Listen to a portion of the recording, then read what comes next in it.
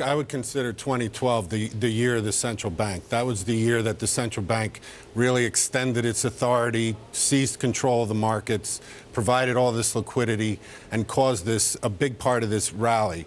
Now, it's whether or not what they've promised, what they consider to be the catalyst for growth, for economic improvement, is going to actually work. So the year of promises was 2012. Now's the year to see if the promises are actually going to come to fruition. So I see that, especially with the release today, where the speculation as to when is it going to end. I don't think there's anybody who will dispute that quantitative easing works in terms of generating liquidity and driving up stock prices. The problem with liquidity is it only works until it doesn't. There's going to come a point where it's going to create adverse circumstances such as inflation where it's going to no longer work. The fact is, the only thing it's been successfully done is inflate asset prices, move up stock prices, and give people a sense that the Fed could actually save the market, save the economy. And this is the year to really determine whether that's the case or not.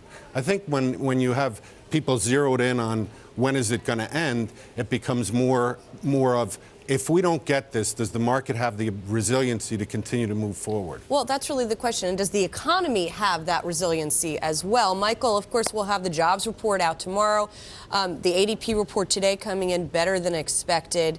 Does that mean we're actually going to get a positive jobs report? And is that a precursor for what we might see later in the year? Well, ADP is our best point estimate of the non-farm payrolls number, but it's certainly not perfect by any means. They've done some tinkering with it over the years, and perhaps it's a bit better now at forecasting than it was several years ago. Are we going to get non-farm payrolls north of 150, which is roughly about where the estimate is? I think there's a good chance of that. I think ADP probably is pointing us in the right direction. Is that going to mean that we're going to have a drop in the unemployment rate?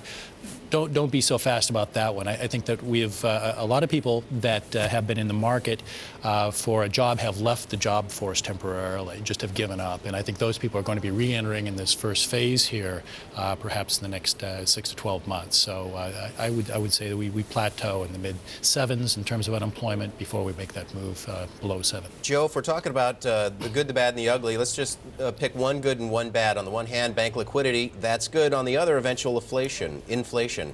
Balance those two for us.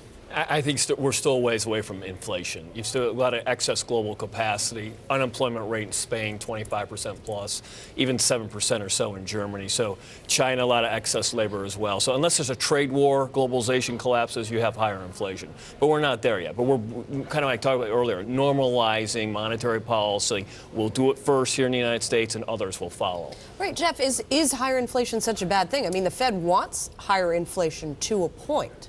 I think 2.5% to be specific. Well, I mean, per but do you think we're going to? I mean, are we going to be seeing 4 or 5% inflation a year from now? I think the first thing to realize is we already have inflation. The Fed isn't measuring it in terms of they ignore food and energy prices. We have inflation already. Well, PCE, which is what they look at, PCE core is 1.4. I mean, that's.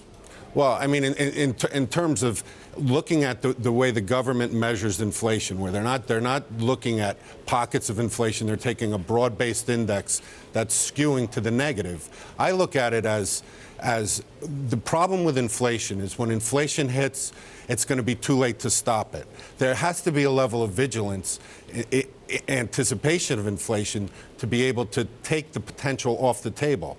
The Fed right now has shown that it really doesn't care much about inflation. I think that's the bottom line, is that they don't care. And that's the issue, that when they set an unemployment rate of 6.5 as being our target, and they set an inflation rate as well, somewhere along the line, they're going to either have to give up on one or the other. I think they're going to continue with quantitative easing, and they're going to just put aside the potential of higher inflation. I think they're willing to accept it. In a lot of ways, it's like Japan. They're willing to accept higher levels of inflation, anticipating that they could do something to stop it. As I listen to the three of you guys, you're all kind of saying something similar, which is the Fed's doing what it's got to do, and eventually there'll be inflation. We don't have it anytime soon. That's my takeaway as I listen to three. Michael Wolford, in that case, Where do you put the money? Well, I would go one step further. I would say that it isn't just benign neglect. I'd say the U.S. Fed and the Bank of Japan want inflation. Bank of Japan has already started out with a 1% inflation target, and now they're considering a 2% inflation target. I think Ben Bernanke also certainly moving towards that. So do you stay out of the dollar and stay out of the yen? This is profound. This is truly profound. What this means is we may have already started to see the turn in the bond market globally.